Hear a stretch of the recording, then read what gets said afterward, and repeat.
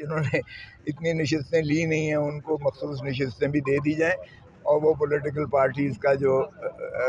اس طریقے سے ایک مینڈیٹ بڑھا دیا گیا تھا، ان کو دے دی گئی تھی، وہ آج ختم کر دی ہیں سپریم کورٹ نے، اور یہ خوش آئند فیصلہ ہے۔ صاحب آج جو ہے نا، آپ کو نہیں لگتا کہ قاضی صاحب کی جو ایکسٹینشن تھی اس میں پہلی اینٹ جو ہے وہ جسٹس منصور علی شاہ نے رکھ دی ہے کہ 78 بندے جو ہے نا ووٹ ہی نہیں کر سکتے، اور کیا کہیں گے سر، آج آپ کے لیے ایک بڑی خوشخبری آئی ہے عدالت سے؟ نہیں، میں ہمارے لیے نہیں، دیکھیں آئین کی پاسداری کی ہے۔ سپریم کورٹ کے جج صاحبان نے آئین کا حلف اٹھا رکھا ہوتا ہے، اور انہوں نے، میں سمجھتا ہوں جسٹس منصور علی شاہ صاحب اگلے چیف جسٹس ہیں،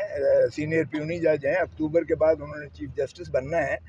یہ اور بات ہے کہ اتفاق سے اگر 3 سال ایکسٹینشن یعنی وہ مقرر کر دی جاتی، چیف جسٹس کے میعاد مقرر کر دی جاتی، تو پھر جسٹس منصور علی شاہ صاحب اور جسٹس منیب اختر صاحب کی جو ہے وہ جو خواب شرمندہ تعبیر نہ ہوتے، وہ چیف جسٹس نہ بن سکتے۔ لیکن یہ تو ایک مفروضے کی بات ہو رہی ہے۔ یہ بات تو یہ ہے کہ آئین پر آج عملداری کرتے ہوئے سپریم کورٹ نے بہت آئین کے مطابق فیصلہ دیا، اپنے حلف کو جو ہے پاسداری کرتے ہوئے دیا ہے، اور یہ قوم اور ملک کے لیے یہ خوش آئند بات ہے۔ میں توقع کرتا ہوں کہ باقی کے فیصلے بھی جو ہے وہ اسی انداز سے دے کر جمہوریت کو اس ملک میں مضبوط کریں گے، اور جو ہمارا مینڈیٹ فارم 47 کے ذریعے چرایا گیا ہے اس کو بھی بحال کریں گے، اور ہماری 100 سیٹیں جو ہم سے چھین لی گئیں وہ ہمیں واپس ملیں گی۔ تو پھر ظاہر ہے کہ نہ تو یہ شہباز شریف ہارا ہوا وزیر اعظم رہ سکتا ہے، نہ ہی خواجہ آصف جو ریانہ ڈار سے ہارا ہوا ہے وہ وزیر رہ سکتا ہے، نہ مریم بی بی چیف منسٹر رہ سکتی ہے، کیونکہ میں تو خود ایم این اے منتخب ہوا ہوں لاہور سے۔ مجھے علم ہے کہ لاہور میں ایک نشست بھی جو ہے پاکستان مسلم لیگ نواز نہیں جیتی ہے، اور پی ٹی آئی نے سویپ کیا۔ یہاں اسلام آباد میں تینوں نشستیں ایم این ایز کی پی ٹی آئی نے سویپ کی ہیں، اور یہاں تینوں سے ہرا دیا گیا۔ وہ پرسوں آپ نے دیکھا کہ جسٹس جہانگیری صاحب جو ٹرائبونل ہیں، انہوں نے جب سماعت کی تو فارم 45 کے جو مندرجات تھے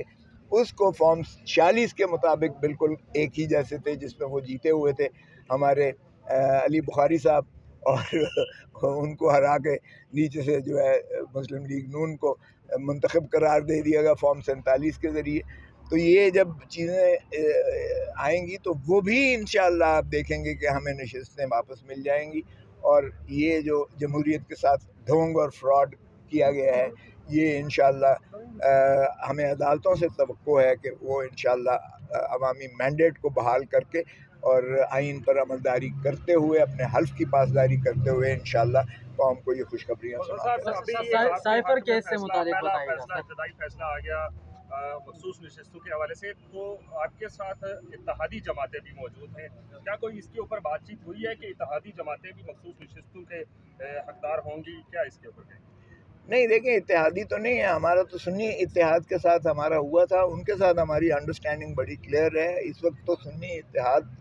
ہی کو جو ہے پروپورشنل ریپرزنٹیشن اس حساب سے ملنی ہے، چونکہ یہ آئینی تقاضا تھا کہ جو آزاد امیدوار منتخب ہو کر آئے ہیں وہ 3 دن کے اندر جو ہے کسی جماعت کے ساتھ، کسی پولیٹیکل پارٹی کے ساتھ وہ جو ہے اپنے آپ کو منسلک کر لیں۔ ہم نے 3 دنوں کے اندر اپنے آپ کو سنی اتحاد کے ساتھ منسلک کیا، اور اس نسبت سے ہمارے چاروں صوبائی اسمبلیوں میں اور قومی اسمبلی میں ہماری جو سنی اتحاد کی جو پروپورشنل ریپرزنٹیشن ہے اس حساب سے ہمیں سیٹیں ملنی ہیں۔ اس میں ہمارے اتحادیوں کا کوئی ایسا دخل عمل نہیں ہے، لیکن سنی اتحاد سے ہماری بڑی واضح انڈرسٹینڈنگ ہے۔ مگر